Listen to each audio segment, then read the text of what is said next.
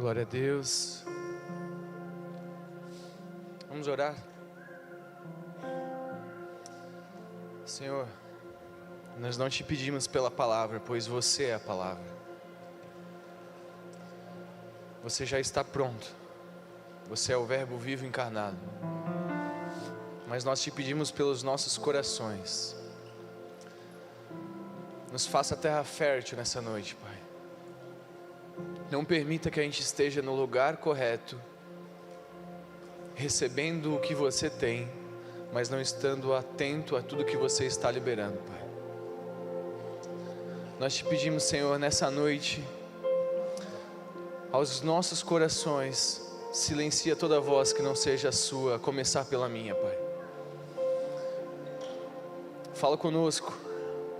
Essa noite foi preparada por você muito antes de nós imaginarmos, Pai. E existem pessoas que você trouxe para esse lugar de uma forma muito especial, Pai.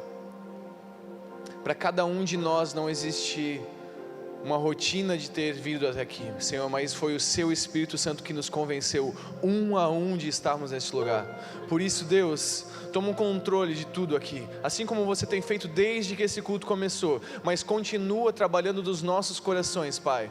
Nós estamos prestes a entrar em mais uma semana e nós não queremos entrar nela sozinho. Então, Senhor, nos direciona a Sua vontade. Em nome de Jesus, em nome de Jesus. Amém. Glória a Deus, glória a Deus. Você pode sentar? Que dia especial o Senhor nos deu. E que dia especial o Senhor nos proporcionou, né? Desde ontem, hoje, estar aqui. Quero começar esse momento agradecendo, é um prazer estar aqui. Pastor Josué, que Deus abençoe. Deixa um abraço dos meus pastores, Pastor Nilton, Pastor Leidiel. Pastor Celso, Pastor Moisés, é um prazer estar aqui. Pastor Jarbas, Deus abençoe vocês nesse trabalho, o coração de vocês, toda a equipe de vocês, Rafa, Deus abençoe. Felipe, sua família, que Deus possa abençoar vocês, seu ministério. Simon, está por aí? O Simon está ali, Deus abençoe. Desde que a gente chegou, estava lá no hotel já para nos receber. Servo, Deus te abençoe por estar tão disposto. A irmã que fez a janta ontem, está por aí também? Está lá fazendo outra já, né? Deus abençoe, estava incrível, glória a Deus. Estava, né? Eu repeti, inclusive. Eu sou assim porque eu corro, tá? Não é genética, não. Não fica com raiva de mim. Gente, que prazer estar nesse lugar. E eu quero começar esse dia. Quem estava aqui ontem? Levanta a mão. Glória a Deus pela sua vida, que você voltou.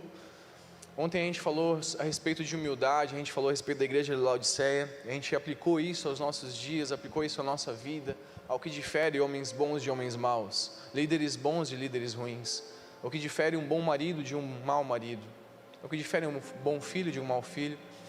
Mas hoje a gente vai conversar um pouco a respeito de fé, a respeito dessa palavrinha tão pequena, mas tão poderosa, que nós precisamos talvez nos apropriar do que ela realmente é. Porque a gente sempre fala sobre fé, e faz uns 2 anos quando eu ministrei no Rota aqui, acho que uns 2 ou 3 anos, né, no encontro de jovens aqui da sede, eu falei a respeito de fé, e eu falava naquele dia, que a gente está muito acostumado a falar de fé como algo poderoso, que pode fazer algo poderoso.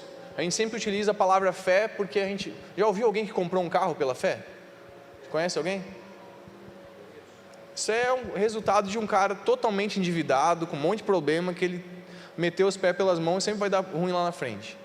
Porque fé não é aquilo que você usa para comprar um carro. Você abre Hebreus 11, você vai descobrir que a fé fez pessoas terem seus mortos ressuscitados, fez cegos enxergarem, fez aleijados andarem, mas a fé também fez pessoas serem cerradas ao meio, mortas ao fio da espada, andaram com peles vestidas, como João Batista, vagando pelos desertos. Então a fé não é aquilo que a gente utiliza para ter de Deus o que a gente quer, mas a fé é aquilo que a gente abre mão do que nós somos para acreditar que o que Deus tem é o melhor para a nossa vida. E eu queria falar sobre isso, porque se nós entendemos isso, a nossa segunda-feira muda. Porque se existe um mal que nós vivemos nos dias de hoje, é o medo do que vai acontecer daqui a pouco, né? Sim, a gente nunca sabe o que vai vir na segunda-feira. Você pode ser um empregado ou um empresário, você não importa, você nunca sabe com quem você vai lidar. O que vai acontecer na terça? O que vai acontecer lá, quando vai vir o próximo pedido para você atender um cliente? O que vai acontecer quando você estiver indo para a próxima matéria, o próximo professor da faculdade? A gente não sabe o que vai vir. E talvez essa seja uma das maiores crises que a nossa geração tem. Como é que eu consigo ter paz se eu não sei qual é o próximo passo? A gente está sempre pedindo: Senhor, mostra um caminho para a gente então, nos direciona, o que você tem para nós, traz mais clareza. Deus, eu preciso de você. Senhor, cuida, me ajuda a cuidar disso aqui, porque, Senhor, eu não estou entendendo. A gente está sempre pedindo por mais prova, por mais alguma coisa. Mas eu queria comentar e conversar com você hoje a respeito de fé. E para a gente falar sobre fé, a gente precisa falar sobre alguém muito especial. Eu vou pedir para você abrir sua Bíblia em Hebreus 11.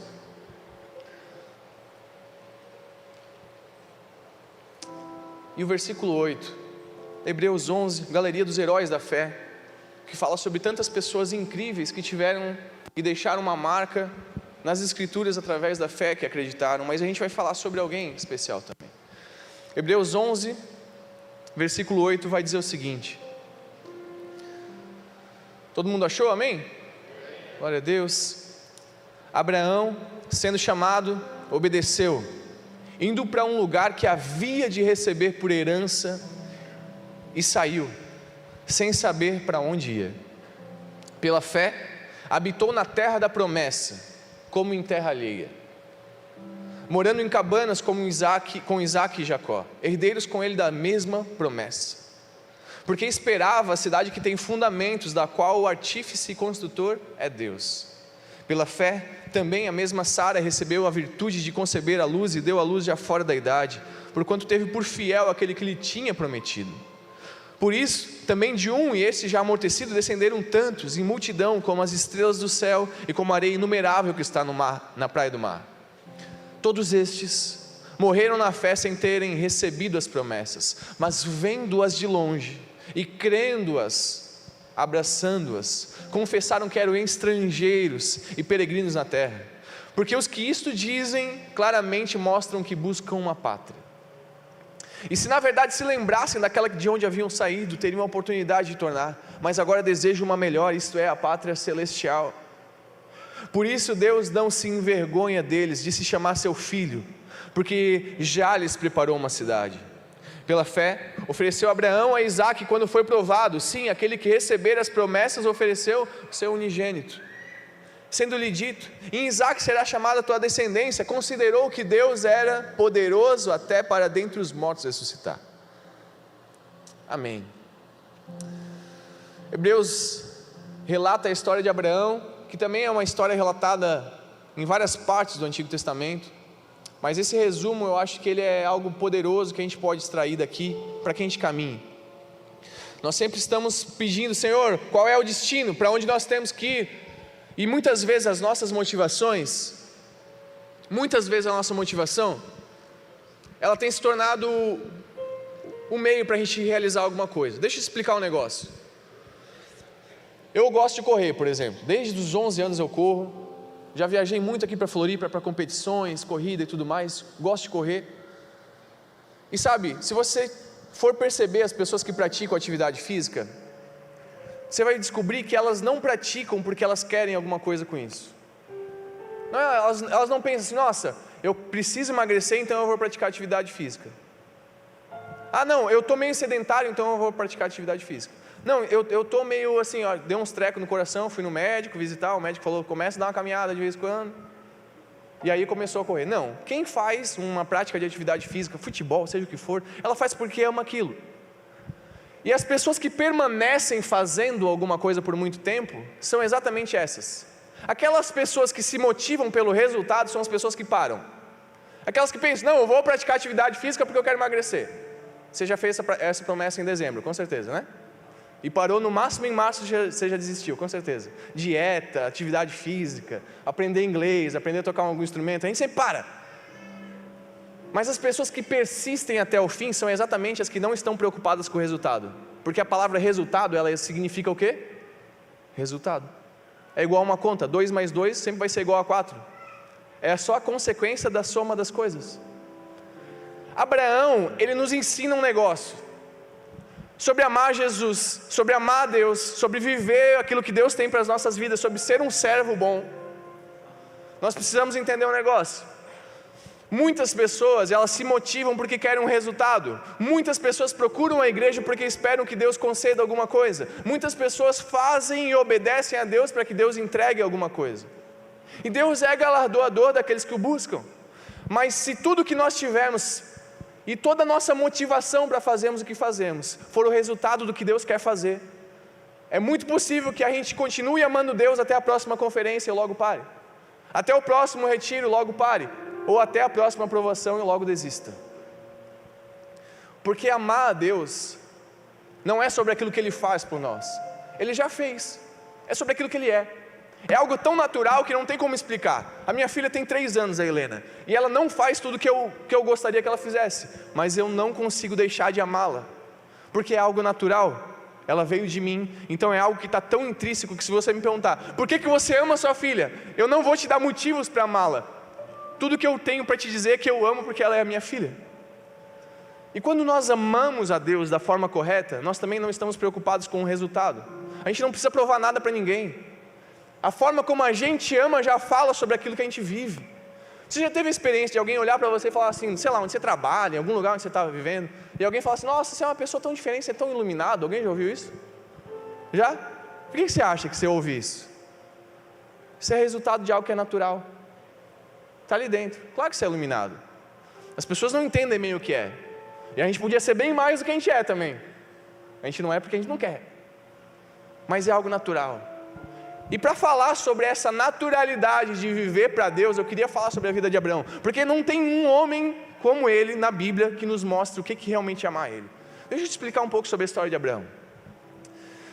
Nós temos essa palavra aqui, a Bíblia. Foi falado aqui pela pastora, o quanto a Bíblia é poderosa para fazer coisas incríveis na gente, na nossa própria mentalidade, nossa própria disposição, no nosso próprio amor à vida. Essa Bíblia aqui contém Antigo e Novo Testamento, certo? Todo mundo é crente aqui? Todo mundo vem na escola bíblica? Ou já veio uma vez, alguma coisa? Vocês vão saber que tem 2 divisões básicas na Bíblia. Nós todos aqui temos a Bíblia para nos mostrar como amar a Deus. A Bíblia contém o Antigo Testamento, ou seja, a história antes de Jesus se manifestar na terra. Ele já existia, mas no céu. De repente Jesus vem e se manifesta. Novo Testamento, a história a partir da manifestação de Jesus. Olha só, nós temos a Bíblia inteira. Nós temos a história dos mártires, aqueles que depois do Apocalipse continuaram morrendo pelo Evangelho, para que a gente pudesse saber o quanto Deus é poderoso e o quanto a igreja persiste. Os judeus, o povo que não aceitou a Jesus, a vinda de Jesus, ele continua preso naquilo que é basicamente o Antigo Testamento, aguardando que o Messias venha. Os judeus, eles têm mais da metade desse livro aqui, como o manual de vida deles. A Torá e por aí vai. Quando a gente olha para o povo de Israel, eles tinham os 10 mandamentos e mais um monte de ordenança lá. A história de Abraão, ela está escrita nos 5 primeiros livros da Bíblia. Quem escreveu a história de Abraão foi Moisés. Os 5 primeiros livros da Bíblia são chamados de Pentateuco. Foram escritos por Moisés. Moisés é aquele que começa realmente a direcionar, trazer leis, trazer direção para as pessoas e falar a respeito do que Deus quer fazer. Mas olha só, Moisés escreve sobre Abraão. Então Abraão não tem a história dos mártires da igreja. Abraão não tem o Novo Testamento. Abraão não tem o Antigo Testamento. Sabe por quê? Abraão não tem os 10 mandamentos. Moisés escreve os 5 primeiros livros da Bíblia. Mas Moisés nasceu 6 séculos depois de Abraão. Ou seja, Abraão não obedece a Deus porque tinha um monte de prova para ele obedecer a Deus. A gente tendo tudo pede mais provas. Você já percebeu isso? Senhor, se for você mesmo que falou aquilo lá, parece que a gente tem uma carência, né? A gente tem um probleminha, parafusinho, né? Se Deus falou, falou. Você percebeu assim que Deus às vezes fala um negócio, a gente sabe que é Ele. Passou um ano, se Deus não refalar aquilo, parece que Ele não falou mais. Continua valendo. É a voz dEle. Nossa, gente. Mas a gente é teimoso. Abraão nos ensina que nós não precisamos de mais uma prova, nós temos que ser a prova. E ele começa a caminhada de fé dele. E eu queria falar sobre essa história desse homem, porque me constrange saber que um homem não precisou de um livro, nem da história dos outros, nem de um monte de gente tendo feito. Não, a gente está sempre pedindo, se for, sua vontade. Então, me mostra mais um pouco. Senhor, coloca alguém do meu lado, sozinho não dá. Mas Abraão, ele um dia ouve sobre Deus, começa a se relacionar com esse Deus começa a se relacionar com Abraão, e à medida que eles se conhecem, eles se tornam amigos, tão amigos a ponto de que um dia Deus vai falar assim: poderia eu esconder de Abraão aquilo que eu vou fazer? Não vou esconder. E Abraão é esse homem que ele sai para a sua caminhada, e ele faz aquilo que eu chamo de caminhando, ou você vai fazendo o caminho. Não tem um caminho pronto, ele vai fazendo o caminho. À medida que você caminha, você vai fazendo o caminho. Abraão vai vivendo a sua vida, e olha só, algumas características nele também me constrangem, porque não o bastante ele ter poucas provas, ele tinha muitos motivos para não fazer nada. Abraão era rico, assim, mais rico, muito rico. Não sei quem é a pessoa mais rica dessa igreja, mas com certeza Abraão era muito mais rico do que você. Ele tinha muitas coisas, ele tinha suas terras, ele tinha seus servos, ele tinha seus animais, ele tinha tudo que ele precisava. Sendo muito rico, ele teria então muitos motivos para estar onde ele estava tudo certo. Naquilo que a gente chama de zona de conforto. O que é a zona de conforto? É o lugar quentinho. A maior ilustração do que é a zona de conforto é a nossa coberta no inverno. É um lugar gostoso, está confortável, está tranquilo aqui, está bem bom, estava quentinho. Ele tinha boas terras, ele tinha bons animais, ele tinha seus servos. Ele já sabia quem Deus era e já falava e se relacionava com ele. E aí no meio disso tudo, de repente Deus olha para Abraão e fala assim: Abraão, saia da onde você está e vá para um lugar que eu vou mostrar para você.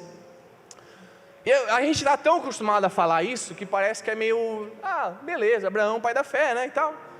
Mas assim, você tem ideia do que é isso? Assim, Abraão movimenta todo mundo, porque não era uma casa, ele não morava num geminado, ele não morava num apezinho, não, ele tinha servos, ele tinha animais, ele tinha um monte de coisa, tendas e tudo mais. De repente ele movimenta essa galera toda aí, Abraão, e vai para um lugar que a gente vai te mostrar.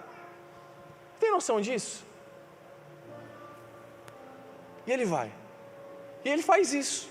Um homem que não tinha um livro para falar, que não tinha pedras escritas para falar quais eram as ordenanças, que não tinha mártires que já morreram pelo evangelho para falar, vale a pena. Ninguém faz, não tinha. O homem que começa a realmente escrever o que é fé, e começa a dar seus próximos passos.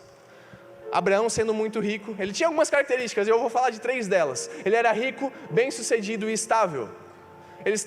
É possível que você seja rico e não seja estável? Com certeza. Instabilidade emocional você pode ter, por exemplo. É possível que você seja rico e não seja bem sucedido? Sim, tem muitas pessoas que toda a riqueza que elas têm é dinheiro, porque são pobres de espírito. Mas Abraão era rico, bem sucedido, estável. Ele estava estabilizado onde ele estava. Ele era bem sucedido, ele já tinha relacionamento com Deus, e ele tinha muitas riquezas. Então Abraão, de repente, ele ouve essa voz de Deus falando: vai para um lugar que eu vou te mostrar. E ele vai. E a primeira coisa que Abraão nos ensina é aquilo que a gente falou ontem: não existe riqueza de verdade longe de Deus, porque riqueza não é aquilo que eu possuo, é aquilo que eu carrego. Você pode ter um monte de coisa, você pode possuir muitas coisas, mas riqueza de verdade não é aquilo que você tem, não são as suas posses. Riqueza de verdade é aquilo que você carrega aqui dentro. Como Paulo escreveu, somos como vasos frágeis de barro, que carregam algo poderoso. A gente tira o poderoso, que é o que é Deus em nós, e a gente continua sendo vasos frágeis de barro. Como Adão lá no Éden, feito do pó da terra, o que difere ele do pó da terra é o sopro divino. Então, riqueza de verdade não é aquilo que possuímos, mas aquilo que nós carregamos. É por isso que muitas vezes a gente pode não ter muito, mas às vezes a gente pode ser até invejado por quem tem muito. Por quê? Porque paz não se compra. Porque ser cheio de Deus, não há dinheiro que pague isso. Mas Abraão, ele entende, riqueza de verdade é eu obedecer à voz de Deus. E aí eu vou para a segunda coisa, porque Abraão era rico e ele era estável. E quando ele fala sobre estabilidade, Eu vou tentar trazer assim para os nossos dias. O que é estabilidade para nós hoje em dia? Vamos pensar? O que é estabilidade? Eu sei que assim, a primeira coisa que alguém pensa assim, vamos pensar no emprego estável. O que é? Passar em concurso público, certo? É a primeira coisa que vem na nossa mente. Por quê? Porque a gente não pode ser mandado embora. Estabilidade é o que então? Não ser mandado embora? Isso nos torna estáveis? Estabilidade é eu ter uma família bem estruturada? Estabilidade é eu ter bons pais? Estabilidade é eu ter muito dinheiro também? Aquilo que nós consideramos estabilidade talvez não é visto da mesma forma aos olhos de Deus, porque Abraão também entende isso. Não existe estabilidade longe de Deus. E para a gente conversar sobre isso, eu queria te pedir para você também abrir a sua Bíblia. Em Gênesis 12, primeiro livro da Bíblia, esse está fácil de achar, né? Gênesis 12, versículo 8.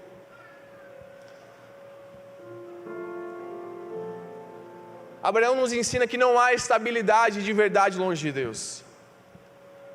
Não tem como eu atrelar que eu estarei seguro longe de Deus. E aí eu queria ler com você aqui em Gênesis 12, versículo 8, que vai dizer o seguinte: E moveu-se dali para a montanha do lado oriental de Betel. E grava bem essa parte. E armou a sua tenda, tendo Betel ao ocidente e aí ao oriente. E edificou ali um altar ao Senhor, e invocou o nome do Senhor. Pode fechar. Olha só o que acontece. O homem que obedece à voz de Deus, tendo riqueza, ele sai e vai para um lugar que Deus vai mostrar. E de repente Deus fala: Ei Abraão, fica aqui agora. Eu não sei você, mas só isso já constrange a maior parte da fé de nós. Porque Abraão já abriu mão da sua segurança, já obedeceu à voz de Deus e foi para o lugar que Deus mandou. E de repente Deus fala: fica aí nesse lugar, é aí que é para você ficar. Só que Abraão entendeu um negócio: não existe estabilidade longe de Deus. Deixa eu te perguntar um negócio para você. Deixa eu ver aqui. Jarbas, vamos fazer vou te usar, tá? Pode ser? Eu sou Deus, vamos imaginar. Só imagina, né? Porque eu sou bem piorzinho, bem ruinzinho. Mas olha só, Jarbas, eu sou Deus e eu estou falando assim para ti: Jarbas, vai para um lugar que eu vou te mostrar. Vamos imaginar, você vai se mudar de cidade. Vocês vão se mudar de cidade, vocês vão para um lugar que eu vou te mostrar. Primeira coisa que você tem que fazer é o quê? Pedir um caminhão de mudança, certo? Tem que contratar um frete. Mas fica imaginando o seguinte: o Jarbas liga para o caminhão de frete e fala assim: preciso de um caminhão aqui para pegar minha mudança. A primeira coisa que o caminhão de mudança vai perguntar para você é o quê? Qual o destino? Não tem destino. A gente está movimentando tudo para ir para um lugar. Mas vamos imaginar que aí você já é um homem de fé, o cara do caminhão tem tanta fé quanto você, porque ele aceitou a loucura que você está aceitando. E aí ele fala assim: Deus, no meio do caminho, você está saindo de Florianópolis, você vai morar em Curitiba. E aí Jarbas está lá, ele olha para o motorista e fala assim: Curitiba, a gente vai para Curitiba. Imagina um homem do caminhão pensando assim: que fé, né? Uau! E aí o Jarbas chega em Curitiba. E aí de repente eu te falo o seguinte: Jarbas, como Abraão, você continuava rico, você só abriu mão das suas terras, mas você está com suas posses, seus animais, seus bens, o que você tinha de dinheiro, continua com você, tudo ali. Você continua sendo rico. Vamos imaginar o seguinte, Jarbas, você chegou em Curitiba, você já obedeceu à voz de Deus, você já foi para o destino que Deus te mandou, então você chegou em Curitiba. E Jarbas, você tem R$1 milhão. Você chegou em Curitiba e você tem R$1 milhão. Qual é a primeira coisa que você faz? Compra uma casa. Certo? Quem compraria uma casa? Amém? Pode levantar a mão. Quem não compraria uma casa? Amém. Tem uns que não tem mão, né? Tem uns irmãos que não levantaram. Olha só. Mas olha só o que Abraão nos ensina: não há estabilidade longe de Deus. E eu faria o mesmo, Jarbas, eu compraria uma casa. Mas olha só o que Abraão nos ensina quando ele chega no lugar, depois de tanta fé, de sair do lugar onde estava, ir movimentar todo mundo, ir para o lugar onde Deus mandou, chegar naquele lugar. Ele não constrói uma casa, ele arma uma tenda, porque tenda fala de algo provisório. Eu estarei aqui até que Deus queira que eu esteja. Isso já nos constrange. Não há estabilidade longe de Deus. Ele poderia se preocupar com a sua segurança, e casa fala de segurança, casa fala de eu estar num lugar seguro. Nossa, eu tenho aqui as minhas coisas, os meus bens, eu preciso estar num lugar seguro. Mas Abraão entende o negócio, não existe segurança longe de Deus. Não o suficiente, e aqui é o ponto que me destrói. Porque ele arma uma tenda, mas a Bíblia continua e vai dizer o seguinte: tem um negócio que ele não armou, ele não montou assim, edificou um altar.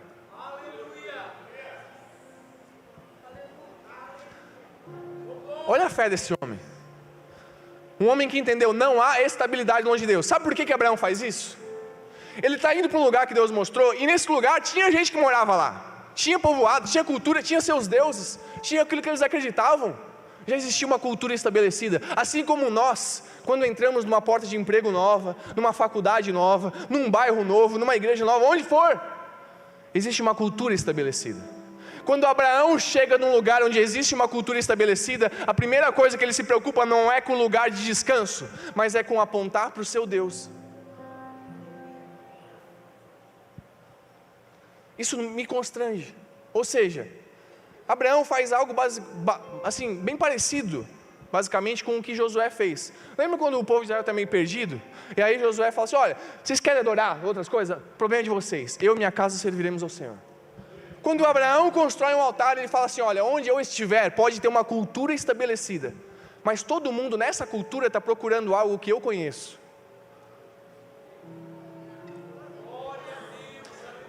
Nesse exato momento, nessa ilha, existe um jovem experimentando maconha pela primeira vez, sabia?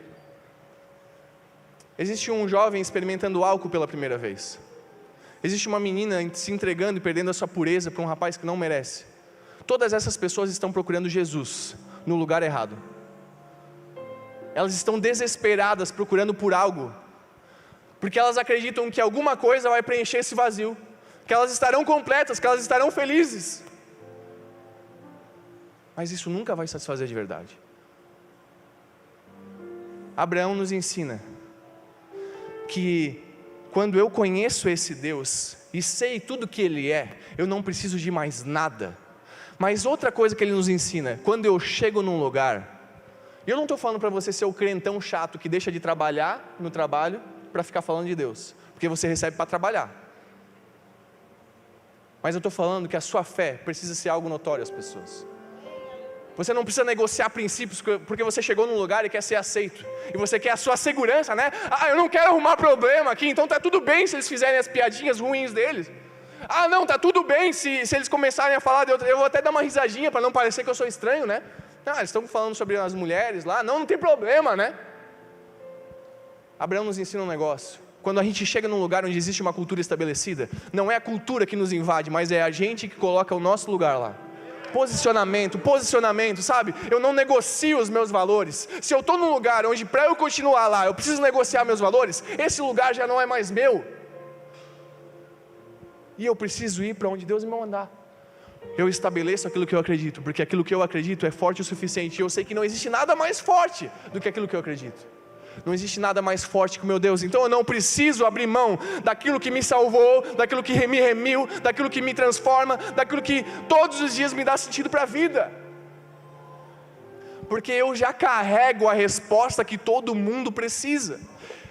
A gente nasce na igreja e às vezes isso é um problema, porque assim, eu tenho um negócio para te dizer assim, não sei se você já percebeu isso, mas tudo que todo mundo está procurando você tem. O único problema é que às vezes a gente também está procurando isso, e está aqui dentro. Nós temos a solução para todos os problemas que existem no mundo. Não à toa, nem Deus se define. Quando na sarça, lá queimando, Moisés chega e pergunta: o que eu falo para Faraó? Sobre como que eu te defino, Deus? Porque as pessoas estavam acostumadas. Ah, é o Deus da fertilidade, o Deus do amor, o Deus não sei o quê, o Deus da chuva e tal. Que Deus você é? O que eu falo? Fala que o eu sou te enviou. Eu sou o quê? Já parou para pensar por que ele fala isso? O eu sou? Porque não há definição para Deus. Eu sou o que precisar que eu seja. Você precisa de salvação na sua casa? Deus é salvação. Você precisa de redenção na sua família? Ele é a redenção. Você precisa de porta de emprego? Deus é a porta de emprego. Você precisa de provisão? Ele é a provisão. Ou seja, tudo que nós precisamos, nós encontramos em Deus. Abraão entende isso. E ele entende, não há estabilidade longe de Deus. Então quando ele chega no lugar, ele arma uma tenda, mas ele edifica um altar. Algo que quando ele for embora, continuará lá, apontando para o seu Deus. Isso fala de legado, é aquilo que continua quando nós vamos embora. Mas eu vou dar uma pausa nessa história. Nesse lado da história está Abraão, um homem de fé. Ele ainda não tinha seu filho Isaque. Ele só tinha sua esposa, seus servos, seus bens, sua riqueza. Ele era tão rico que ele poderia ter construído uma casa, mas ele resolve construir um altar. Existe um outro lado da história. Paralelo a essa história, existe a história de um homem chamado Ló. Quem já ouviu falar sobre Ló? Ló morava numa cidade chamada Sodoma e Gomorra. Se a gente falou ontem de Laodiceia porque era ruim, Sodoma e Gomorra, ferrou, piorou tudo. Tudo que você ouve, os primeiros relatos de imoralidade que existem, Sodoma e Gomorra. Quando a gente pensa numa cidade ruim, Sodoma e Gomorra. Ló morava em Sodoma e Gomorra. Deus era amigo de Abraão. Ló era sobrinho de Abraão. E aí existe aquela parte da Bíblia que vai falar assim: poderia eu esconder de Abraão aquilo que eu vou fazer? Por que Deus fala isso? Porque Deus pensa o seguinte: eu vou destruir aquela cidade. O pecado dele chegou no limite, eu não aguento mais. Eu vou destruir Sodoma e Gomorra. E ele compartilha isso com Abraão. Abraão, sabendo que o seu sobrinho Ló morava lá, ele fala o seguinte: Deus, permita que eu fale com meu sobrinho para ele sair da cidade. Não destrua ela enquanto ele estiver morando lá. Olha a amizade dele com Deus. Porque assim, eu não me atreveria a questionar. Se Deus falar assim, eu vou fazer um negócio, eu falo, amém. Onde é que eu limpo aqui? Onde é que é para fazer? O que é para fazer? Eu levo a água? O que eu faço? Mas Abraão, amigo de Deus, conhecendo o coração de Deus, ele fala assim: Deus, eu sei que você é bom. E existe alguém que é importante para o meu coração naquela cidade. Então, me permita falar com o meu sobrinho Ló, para que ele saia de lá. E Deus permite. Mas você conhece a história. Ló está saindo da cidade com a sua esposa. De repente, o que a esposa dele faz? Estátua de sal. Você acha que é sobre virar o pescoço? Tenho certeza que Ló também virou para trás, para ver, tipo assim, não tem um negócio aqui preso, sei lá. Não é sobre virar o pescoço. É porque o coração da esposa de Ló estava preso em Sodoma e Gomorra. A cultura da cidade estava presa no coração dela. Ela estava saindo com saudade, porque ela amava o lugar onde ela estava. Vira estátua de sal. A família de Ló começa a se destruir ali. Passa-se alguns anos, um pouco tempo, você vai ouvir sobre a história de Ló, que um dia, olha só, isso aqui é insano. Nos dias de hoje, que a gente acha que a humanidade está perdida, isso aqui é mais insano do que a humanidade de hoje. Porque um dia, as filhas de Ló, elas têm uma ideia genial. Na cabeça delas, elas falam assim: vamos embebedar o nosso pai e ter relação com ele? E elas fazem isso. Embebedam Ló, têm relações sexuais com seu pai e engravidam do seu pai. Nos dias de hoje, que a humanidade está perdida, isso aqui é insano. Imagina naquela época. Essa é a família de Ló. Uma mulher presa naquela cultura. E duas filhas que estão prontas a embebedar e ter relação com seu próprio pai. E aí eu faço uma pergunta bem básica para você: onde você acha que as filhas de Ló aprenderam a fazer isso? Sodoma e Gomorra.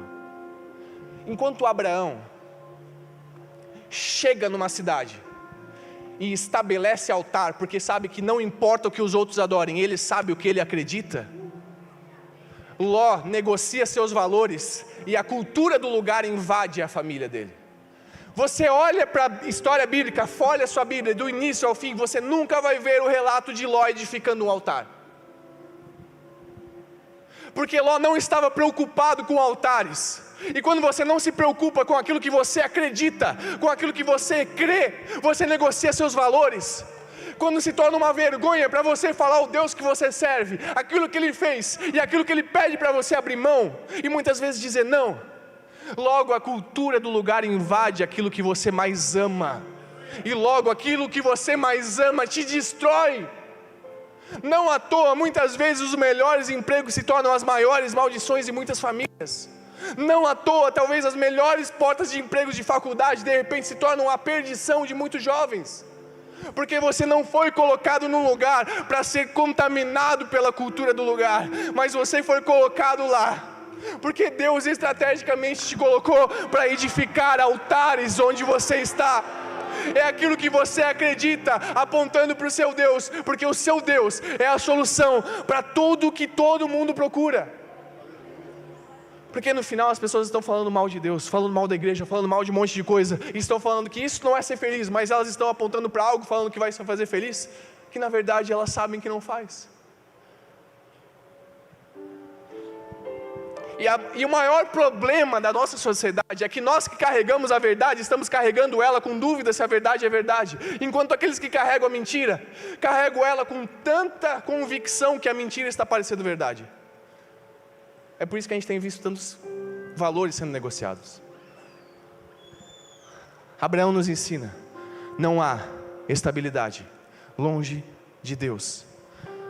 Quando eu chegar no lugar onde Deus está me colocando, eu edificarei tendas, porque eu só estarei ali até que Deus queira que eu esteja, e eu seguirei para todos os lugares onde Deus me colocar. Quando Ele abrir uma outra porta, estarei lá também, mas em todos esses lugares, a morada pode ser uma tenda, mas o altar sempre será edificado, não vai ser montado, não vai ser feito um negocinho, não, porque altar é aquilo que aponta para aquilo que eu acredito. Abraão é rico e nos ensina que não há riqueza longe de Deus. Abraão tem estabilidade, abre mão dela, mas abrindo mão dela ele mostra que estabilidade de verdade é depender e apontar todos os dias para Deus. Mas Abraão nos ensina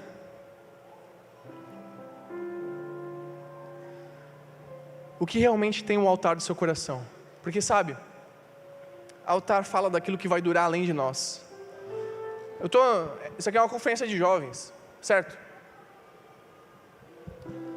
Quantos são solteiros aqui? Amém?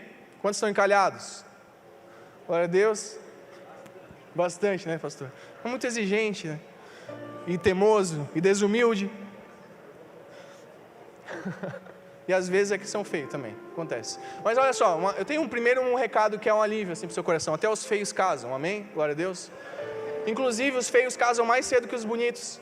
Eu tinha um desespero assim, na minha adolescência, tinha uns amigos, assim, hoje eu tô careca, tudo mais, né, mas poxa, eu tinha uns cachinhos dourados, um negócio, e eu olhava meus amigos feios namorando antes que eu, ficava triste com esse negócio, eu falava, Deus, e namorando com gente bonita, Senhor, os meninos não sabiam falar, eles abriam a boca,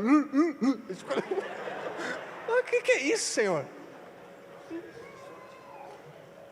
É que Deus é misericordioso mesmo, sabe? Então, assim, todo mundo casa, esse é o primeiro ponto. Mas você é solteiro, amém? Deixa eu falar um negócio para você. Altar fala de legado. Sabia que a esposa e o esposo que você será um dia já está sendo construído? Hoje? As marcas que você carrega de relacionamentos que você às vezes entrou e não era para ter entrado, elas vão perdurar por muitos anos. Um pouco além disso. Você sabia que Deus já conhece o nome dos seus netos? Você não sabe nem se vai casar porque você é feio. E Deus já sabe o nome dos seus netos. Você tem noção disso? Abraão, olha só, isso aqui é incrível, porque lá em Gênesis 18, Deus escreve o seguinte: porque chamei eu a Abraão, para que ele seja pai de uma grande multidão, para que ensine a seus filhos e a sua casa depois dele, para que guardem o coração e o caminho do Senhor. Mas olha só, Deus fala isso para Abraão, e Abraão não tinha um filho sequer. Quando Abraão vai, abre mão das suas coisas e vai para um lugar que Deus vai mostrar, não tinha filho. Quando Abraão constrói um altar, ele fala assim: eu não vou esperar ter família para cuidar dela, desde agora eu já apontarei para algo que os meus filhos um dia verão. Abraão mostra para Ló exatamente o oposto, porque Ló, tendo família, não cuidou dela, enquanto Abraão, sem ter filhos, já estava se preocupando com aquilo que duraria além da sua vida. E a gente tem que descobrir de vez em quando o que tem no altar do nosso coração. Existem duas perguntinhas bem básicas para a gente fazer, para descobrir o que tem no altar do seu coração. O que tira a sua paz? Já mostra o que tem no altar do seu coração. E o que te deixa feliz? Também mostra o que tem no altar do seu coração. Hoje, por exemplo, tem um monte de flamenguista triste aqui, amém? Você tem noção disso, pastor? Não triste. Porque mostra o que tem no altar do coração. A gente tendo Deus a escolher ou sofrer por time, você já percebeu isso? E eu também sofro, mas assim, é meio tosco, né? É meio insano. O que tem o altar do seu coração? O que te deixa feliz ou o que te deixa triste? Eu trabalhava num lugar que quando o Flamengo perdia, a segunda-feira era ruim, porque meu chefe era flamenguista. Roxo. Então assim, a segunda-feira a gente já sabia, assim, ó, perdeu o Flamengo, já, nossa, segunda-feira vai ser osso. E vinha, terrível, ó, verdade, tem uns outros miseráveis desse. E por aí vai, eu falei disso, mas pode ser qualquer outra coisa. Mas o que tem o altar do seu coração? O que coloca a paz no seu coração? Ou o que tira? Isso mostra o que domina a sua vida. Porque se for Deus, pode acontecer o caos ao seu redor, que você vai continuar sabendo assim. Aquele que domina sobre todas as coisas, aquele que nunca atrasa o sol, aquele que sempre faz as coisas no tempo certo, nunca perde o controle de nada. E aí eu te pergunto, Deus tem ou não o controle do seu coração? O altar dele?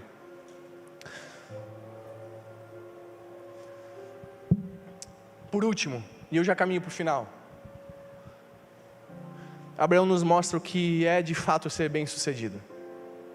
Porque se você espera que Deus te abençoe, pode ser que você se alegre nisso, mas pode ser que você se frustre, porque o intuito de Deus na sua vida não é apenas te abençoar. Não aos seus olhos, pelo menos. Deus sempre te abençoará, mas muitas vezes a bênção parecerá que não é um negócio tão legal. Tipo a Helena. Tem coisa que eu falo para ela, não faz, tal. E aí ela...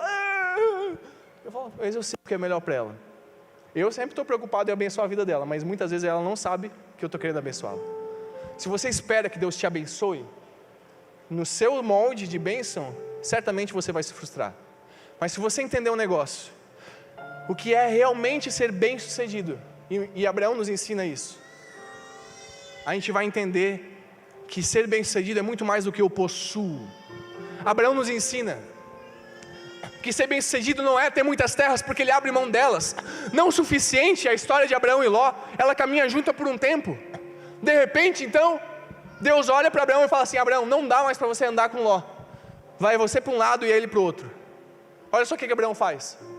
Ló, escolhe qual terra você quer, porque é para você ir para elas, que eu vou escolher as outras. Ló olha para as melhores terras e escolhe as melhores terras, porque ele acreditava que estabilidade era aquilo que é visível. A gente acha que estabilidade é ter uma boa casa, ter um sítio para descansar no final de semana, talvez, ter um bom carro, ter muita coisa. Não. Ló escolhe as melhores terras, e nem as melhores terras salvam a sua família. Abraão fica com o pior pedaço de terra, e no pior pedaço de terra, Deus o prospera, porque é sobre o seu coração. Não é aquilo que você acredita visivelmente, mas é aquilo que você acredita lá, no invisível. Porque fé é exatamente isso, aquilo que eu não vejo, mas é aquilo que eu ouço. Né? Porque parece que fé é um negócio insano, você já percebeu isso? Aí sempre fala, nossa, fé é aquele negócio que a gente não vê, mas a Bíblia nunca disse que não é algo que você ouve. Porque a vida inteira dos homens de fé foi direcionada pela voz de Deus. Eles não viam nada, mas eles ouviam tudo. Abraão, sai da sua terra e da sua parentela e vai para um lugar que eu vou te mostrar. Moisés, vai, pega no cajado, toca o mar. E por aí vai.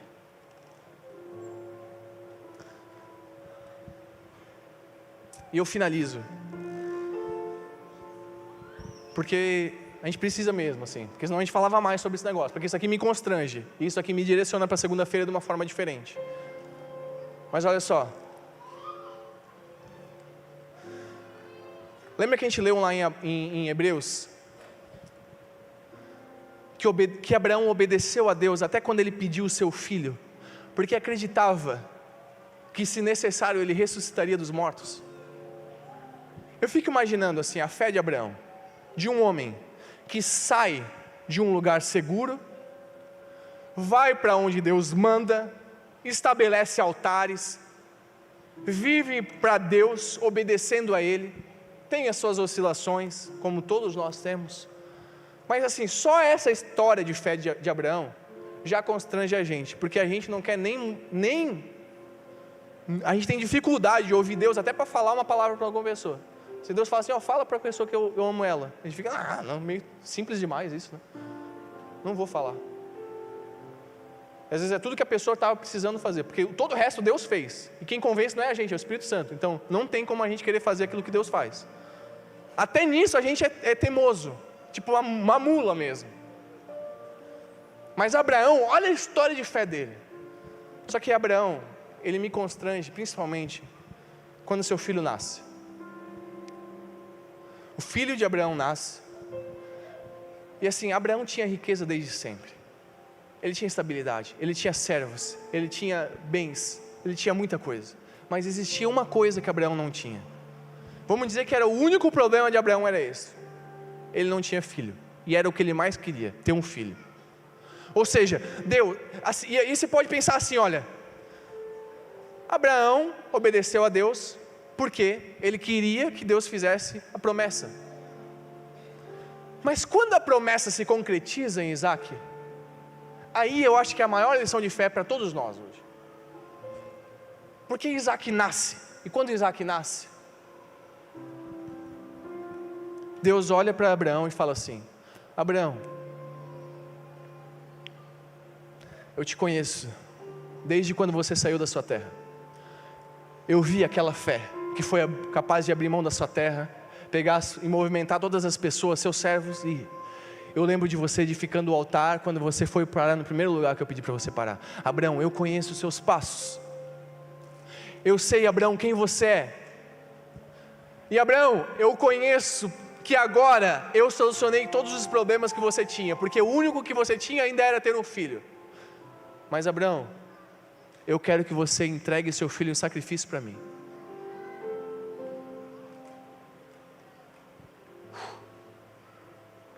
Beleza, sair da terra tudo bem, edificar o altar e morar numa tenda está tranquilo. Agora matar meu filho, a promessa que você deu, eu fico imaginando isso. Porque assim, Abraão vai. Eu fico imaginando eu pegando a mão da minha filha de 3 anos e partindo para um lugar, com a mãozinha pequena dela, caminhando para um lugar e ela olhando para mim e falando, papai, onde é que está o animal que a gente vai sacrificar? E eu falar, Deus vai prover, sabendo que eu logo apunhalaria ela. E ele caminha até o altar, e você conhece essa história de cor salteado, você já pintou ela na escola bíblica provavelmente. Ele entende, o seu filho obedece, e quando ele está prestes a sacrificar, Deus fala, não Abraão, não precisa continuar, porque eu queria conhecer de fato o que estava no seu coração.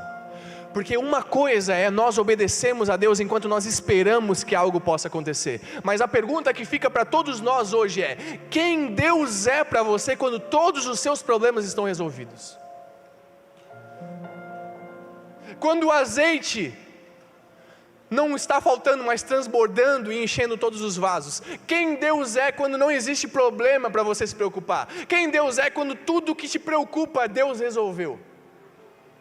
Porque é nesse momento que a maior parte de nós se difere, de quem ama de fato a Deus, de quem ama as mãos de Deus. Muitos querem suas mãos,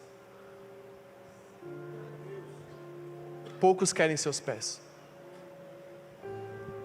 E a fé que mais constrange, você lembra daquela história bíblica, quando Jesus está lá e uma mulher quebra um vaso valioso, e começa a lavar os pés de Jesus, e ele fala, olha, isso é fé.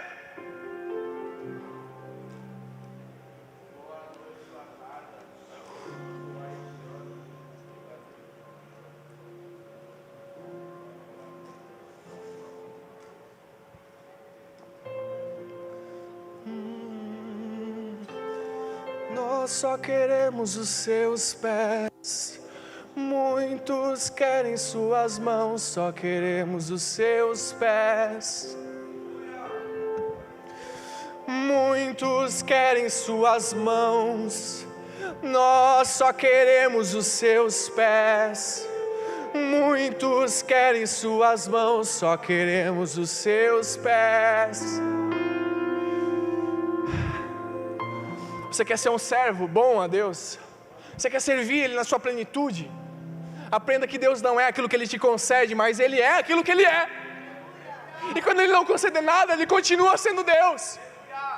As pessoas estão procurando por um caminho, e é por isso que a gente oscila tanto, é por isso que a gente abre tantas vezes mão de Deus, e a gente tanto se questiona: Deus, me mostra o caminho que fica mais claro. A gente está sempre querendo um caminho.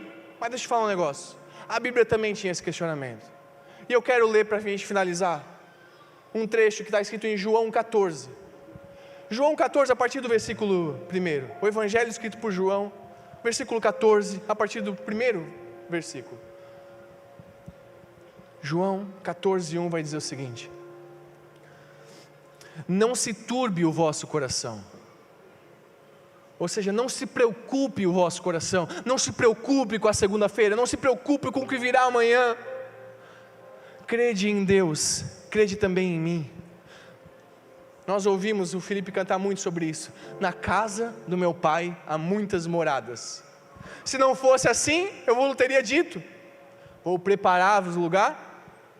E quando eu for e vos preparar lugar, virei outra vez e vos levarei para mim mesmo, para que onde eu estiver, estejais vós também.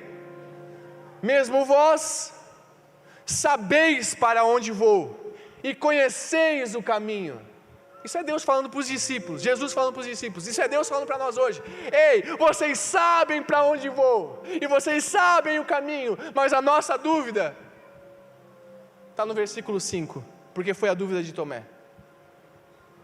Disse-lhe Tomé: Senhor, nós não sabemos para onde você vai, como podemos saber o caminho? E se a nossa questão hoje é: Senhor, mostra-nos o caminho, Jesus responde, no versículo que a gente tanto ouve a vida inteira dentro da igreja. Disse-lhe Jesus: eu sou o caminho, a verdade e a vida. Ninguém vem ao Pai senão por mim.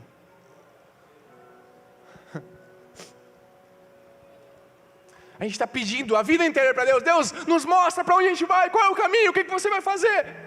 E Deus está falando assim: ei, não é sobre um lugar, é sobre alguém. Me ame de todo o seu coração, com todas as suas forças, com todo o seu entendimento, com toda a sua alma. Quando Deus está na direção do caminho, tudo se torna mais leve. Lembra que eu falei que muitas pessoas praticam atividade física e elas não precisam explicar, porque elas não estão preocupadas com o resultado, é porque elas amam fazer. Quando a gente amar a Deus, porque a gente ama Ele, aí a gente vai entender o que é servi-lo de verdade. Quando a gente amar Ele não pelo que Ele faz, mas pelo que Ele é. Como um Abraão que não pediu uma prova. Você não vê Abraão pedindo provas. Abraão olha para a história e ele fala: eu serei a prova. Se hoje nós estamos sentados por quase 40 minutos ouvindo sobre a vida dele, é porque um dia Abraão falou o seguinte: se não tem prova até agora, eu serei ela. Abre mão da sua vida, da sua segurança, de muitas riquezas, abre mão de muita coisa, para viver tudo que Deus tem, e continua amando Deus, até quando os seus problemas são resolvidos. Hoje, como nós lemos em Hebreus, todos somos a descendência de Abraão. A promessa foi concretizada. Hebreus 11, inclusive, ele fala o seguinte: muitos desses morreram sem ver a promessa ser concretizada, mas nós estamos aqui. Nós somos a promessa da vida de um homem obediente. A obediência de um homem levou muitos à salvação. Isso não te lembra a história de um homem chamado Jesus? Pelo pecado que entrou no mundo a partir do Éden, muitos se perderam, mas a salvação também chegou no mundo a partir de um homem que obedeceu e foi até a morte de cruz. Dentre as tipificações bíblicas, a história de Abraão é uma das que mais se parece com Jesus. A história, inclusive, de aquele que estava prestes a abrir mão do seu filho.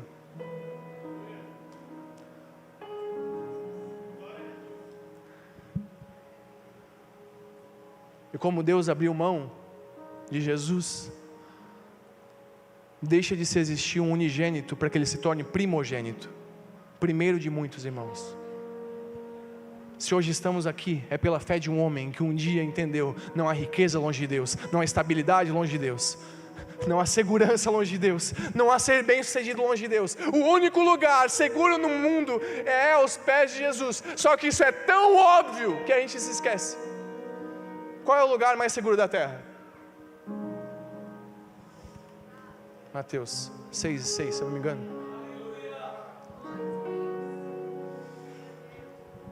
E o seu Pai que te ouve em secreto te recompensará.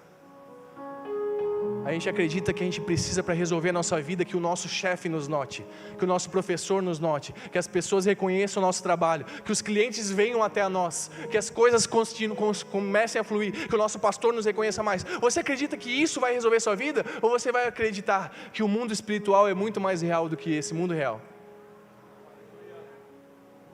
Eu queria orar por você nessa noite, para que, como a vida de Abraão, a gente reconheça: Senhor, eu não quero mais a minha estabilidade, eu não quero mais a vida de Ló, que estava sempre preocupado em ir para a melhor terra, que estava sempre preocupado em ser bem sucedido. Mas, Senhor, eu quero a vida de Abraão, que antes de ter família já se preocupou com ela.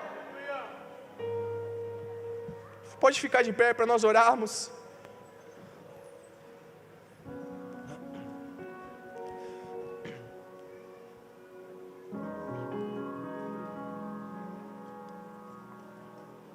Mas antes de orar por essa família de fé inteira, eu queria fazer um pedido, um convite. Quando eu tinha 4 anos de idade, meus pais entraram numa igreja pela primeira vez. Os meus pais eram católicos, tal, nem frequentavam direito. E um dia meu pai estava no trabalho dele, e ele conheceu uma dessas pessoas que edifica altares, onde estão. Uma pessoa olhou para ele e falou assim: você devia ir para a igreja, Deus tem algo para a sua vida. Naquele lugar, o meu pai pensou assim: não, está tudo certo. Mas teve uma palavra-chave que mudou o coração do meu pai. Ele falou assim: eu sei que está tudo certo contigo, mas olha o mundo que a gente está vivendo. Pelos seus filhos, procure uma igreja. Aquilo chocou meu pai. Ele pensou: realmente, o que o mundo pode oferecer de bom para os meus filhos? Meu pai entrou numa igreja evangélica. A gente sentou no fundo, na última fileira, como todo bom visitante, na última fileira. Eu tinha 4 anos de idade. Eu lembro que eu fiquei olhando para frente, tinha uma bateria que ficou me chamando a atenção, eu fiquei olhando para a bateria. Eu tenho relapsos da memória. E no final do culto o pastor falou assim: existe alguém que quer aceitar Jesus? Eu não sei porquê, mas com 4 anos de idade eu saí correndo de lá e me joguei no altar e falei: eu quero Jesus. Quando meus pais viram aquilo, eles falaram assim: realmente, esse é o lugar para os nossos filhos. Não é mais sobre a gente, mas pelo que a gente pode oferecer para eles, realmente não tem lugar melhor.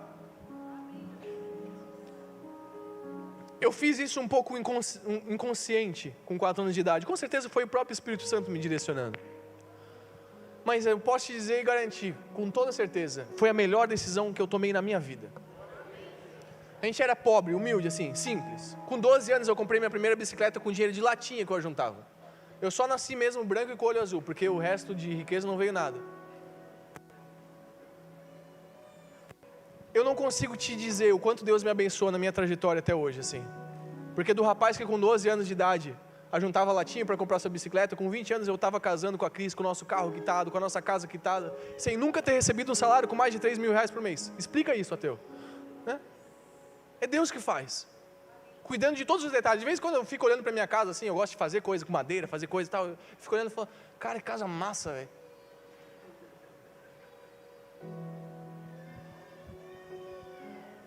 Um dia, com 4 anos de idade, eu entendi: eu não posso cuidar da minha vida melhor do que Deus. E eu aceitei a Jesus. Eu falei: Senhor, controla a minha vida, porque eu não tenho capacidade. Todas as vezes, no meio dessa trajetória, dos meus 4 anos até os 31 que eu tenho hoje, todas as vezes que eu tentei cuidar da minha vida, eu fiz um péssimo trabalho. E hoje eu queria fazer um convite. Se você está aqui hoje, e você quer falar assim: Senhor, eu quero que você cuide da minha vida, eu quero te aceitar como o meu Salvador. Deus, eu não quero mais caminhar com os meus próprios passos, eu preciso que você caminhe por mim. Se hoje você está aqui Talvez você veio pela primeira vez numa igreja. Ou não, talvez você cresceu na igreja até. Mas nunca tomou essa decisão. Eu queria te convidar, faz um sinal com a sua mão, para que Deus entre na sua casa hoje, e Ele comece a dominar todos os passos da sua vida. Faz um sinal com a sua mão, esse dia é sobre você, a gente tem orado por você há alguns dias já. Faz um sinal com a sua mão. Tem alguém que hoje quer se entregar a Jesus? Tem lá? Vem cá, eu quero orar por você. Tem mais alguém lá? Tem mais? Vem aqui na frente, nós queremos orar por você. Vem cá. Tem mais, tinha uma menina lá que levantou também, eu acho. Vem, ainda há tempo, vem enquanto dá tempo. Eis que estou à porta e bato. Ei, hoje Jesus está falando assim, ei, esse dia é sobre você. Vem, não tenha dúvida, essa será a melhor decisão da sua vida.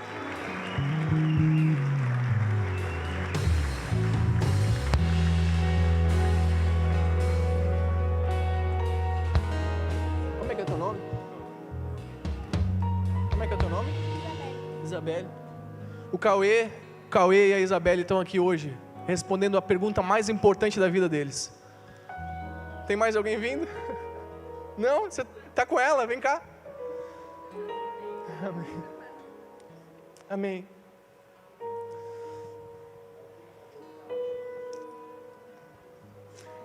Existe alguém hoje aqui que estava longe mesmo, distante, e hoje quer se reconciliar com Deus, quer voltar. Senhor, eu tentei andar com as minhas próprias pernas, mas não tem. Longe de você não há sentido. Eu quero te reencontrar. Tem alguém que hoje quer voltar para Jesus, que hoje quer se reconciliar com Ele, quer firmar um relacionamento novamente? Tem alguém? Vem aqui, por favor. Faz sinal com a sua mão. A gente quer te conhecer. Tem ali? Glória a Deus.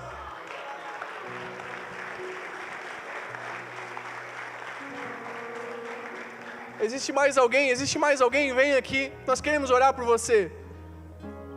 Nós queremos orar agora, mas deixa eu te falar um negócio, a gente tem orado por você há muito tempo.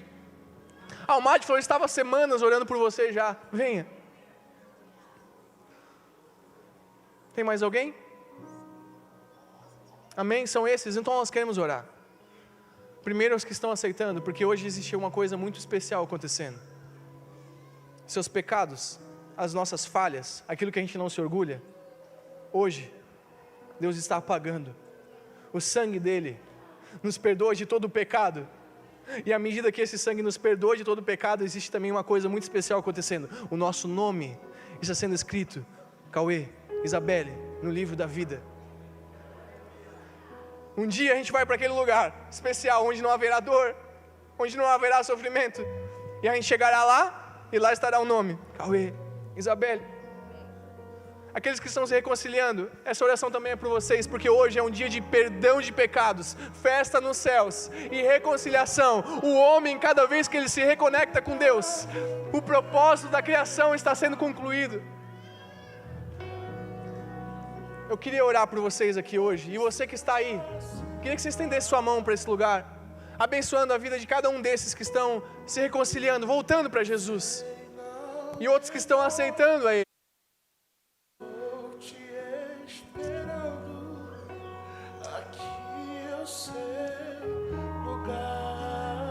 Senhor, nós entregamos a vida de cada um desses filhos diante de Ti. E nós te pedimos, Pai,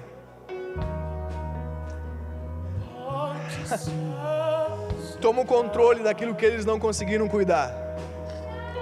E começa a reafirmar as palavras que um dia você já liberou. Senhor, aquilo que fugiu do controle, mas continuou no seu, toma pela mão, Senhor, e direciona a sua vontade. Eu oro sobre o coração da sua filha,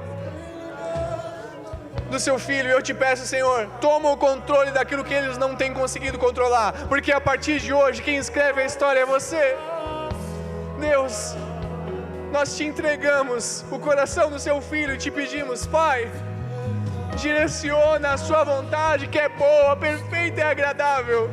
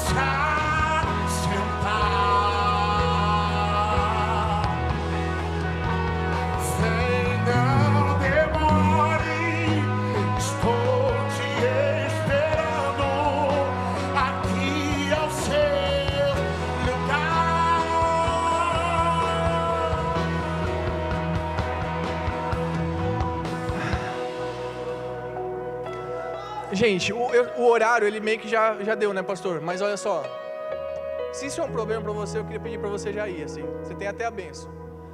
Mas eu também não posso parar aquilo que Deus quer fazer. Por isso, se você está aqui hoje e você clamou, falando, Deus, eu quero ser cheio de você nesse final de semana. Senhor, eu quero voltar a te sentir como um dia eu senti. Eu quero voltar a isso. Eu queria te chamar, vem aqui para frente, nós vamos orar aqui. Para que uma unção de renovo seja derramada sobre esses jovens, sobre essa igreja e sobre a sua vida. Que esse seja um dia onde o Espírito Santo de Deus te marque como há muito tempo você não sentiu.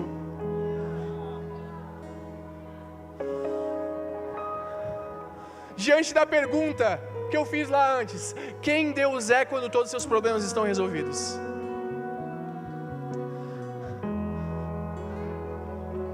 Eu sei que você espera que talvez eu fale algo muito poderoso, que te encha e você comece a falar. Mas é um pouco mais simples do que isso. Você já tem aí dentro aquilo que você precisa. Já está aí dentro.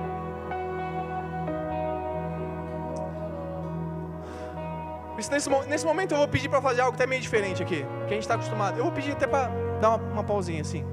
Que a gente vai cantar, a gente vai tocar. Mas eu não queria que a gente precisasse disso para que a gente comece a amar a Deus. A gente vai começar a cantar, depois de uns 5 começar a falar em língua aqui. Pode ser? Porque a gente não precisa de um ambiente para que algo aconteça. A gente só precisa de um coração.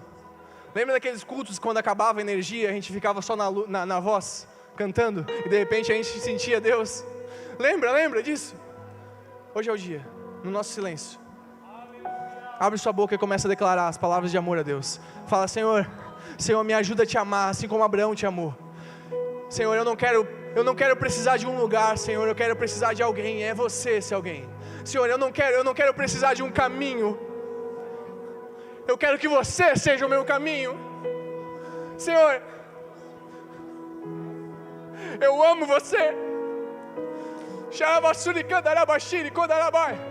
Começa a declarar suas palavras de amor a Deus. Não espere receber algo, mas comece a liberar o que você tem. É pouco, mas o pouco na mão de Deus sempre foi muito. Existe alguém para começar a clamar o nome de Jesus? Você que já é batizado em línguas, comece a falar nesse momento.